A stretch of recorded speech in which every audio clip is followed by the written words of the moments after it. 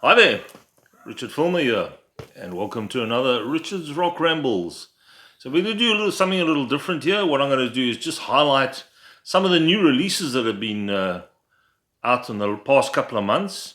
Obviously, with COVID happening, there's not many people touring. Touring's taken a bit of a backseat. The guys have got time on their hands, they've gone to the studio and they've released albums. Some of the artists that have been around for a while, they're releasing albums. Some that haven't done albums in a long time are releasing. So let's just dive in and see what I can tell you. I don't have anything to show you. Don't have the actual albums to show you. But I just thought I must just let you know about these great new releases. So the first one is from Santana, or Carlos and Company. He's been quite busy in the last 20 years. He releases an album, I would say, one every 2 years, 3 years. And the new one is called Blessings and Miracles. And it was released on October the 15th. Features Steve Winwood doing an amazing version of Whiter Shade of Pale, the Procol Harum track. And also Kirk Hammett, quite a heavy track. I think he's played with him before on an album, actually. And Chick Corea, the late Chick Corea, appears on it, as well as Rob Thomas, who was part of that album Supernatural, which won all the Grammys. So the new Santana, Blessings and Miracles, check it out. There's some really nice guitar work. Carlos, you know you're going to get some good guitar work. The next one is from Yes, another band that hasn't done anything for a while. And I have to be honest, the last couple of albums that they released have been a bit sort of iffy for me, you know. And now that Chris Squire, this is the first album that they've done since Chris Squire, the original bassist, passed away. I think there's something lacking, especially with his backing vocals, besides his great bass playing. It's called The Quest, and it was released on the 1st of October. It's their 22nd studio album, and for me, the standout track is the first track called Ice Bridge, which is just great Yes, classic Yes, lots of sort of time changes. Alan White on drums. Now, Alan White is no Bill Bruford. I mean, to me, he was their best drummer, but it's the standout track on the album. The rest of the album, it's sort of, there's too many slow, plodding tracks. There's nothing that grabs you. I mean, there's some nice guitar work from Steve Howe, but yeah, I think they could have done better. And it's almost for me as if they sort of going through the motions. So that's The Quest from Yes. I mean, maybe I need to listen to it again. I've only given it one cursory listen, so maybe I just need to listen to it with new ears. Then a band that have been around for a very long time, English band called Caravan. They were part of that Canterbury scene in the UK with Hatfield in the north and Camel and those other bands. And the album is called It's None of Your Business. And it's their first studio release for 8 years. So they've been away for a while. And most of the tracks deal with the events of the past 18 months with COVID and lockdown and all the rest of it. A lot of bands are now using that as inspiration for their songs. And it's got still Pi Hastings on vocals, you know, that particular style of his, that sort of understated vocal style. I really enjoy that album, so that's one to check out. Caravan, It's None of Your Business. Excuse me, I just need a sip of cool drink there. Then another one from Joe Bonamassa. Now, we talk about somebody who's prolific. You're talking about Joe Bonamassa. I mean, this guy's like a workaholic. I sometimes feel he needs to take a longer break. Just so that when you get something new, it's like, wow, Joe Bonamassa. It's not, oh God, another Joe Bonamassa. Not saying this is a bad album. It's actually one of the better ones that he's done for a while. Produced still by Kevin Shirley, his longtime partner, over 20 years now that they've worked together. And it's called Time Clocks. So there again, it's all got to do with time and what to do with your time and the passing of time related with COVID.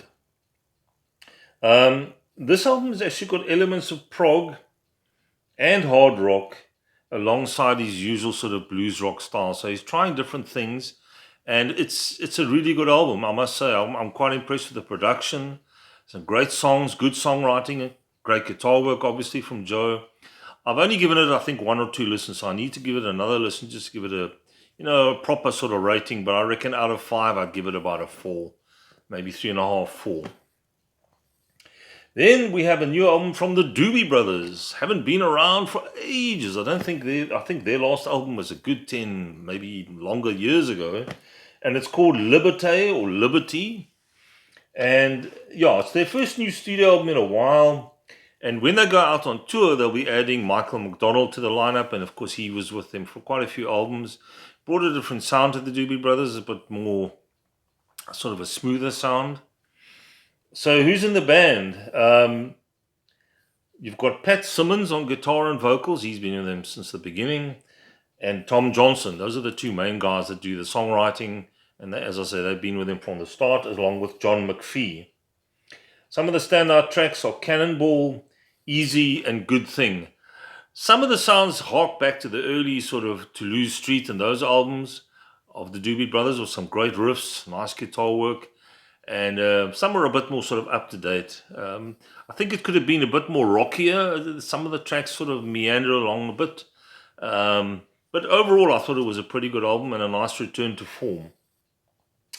Then there's a new album from Dream Theater, the prog metal guys. It's called A View from the Top of the World, and it's their 15th studio album. And I've given this one listen, and I have to say I've been quite impressed. I've always had an issue with Dream Theater, and it's their vocals. I'm not a massive James LaBrie fan, but on this particular album, it actually works. I don't know what it is. I can listen to it, and I don't go, it's James LaBrie. I'm actually enjoying it. And that was released on the 22nd, and it's produced by the guitarist John Petrucci. And obviously the musicianship at Dream Theater, exceptional. Keyboard work, guitar work, drumming, the whole 9 yards. Excellent album. So that's another one to check out, the new Dream Theater. And then lastly, yesterday, or I think it was the day before, lo and behold, there's a new track from Porcupine Tree. I've been asking and praying for this for so long. Their last album was 12 years ago.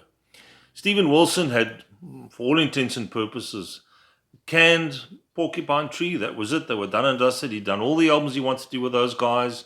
He'd done lots of solo albums, some better than others. His most recent one was a very sort of techno dance-based thing, which didn't grab me at all. But let me tell you something. They have released a track from the forthcoming album, which will be out in July next year.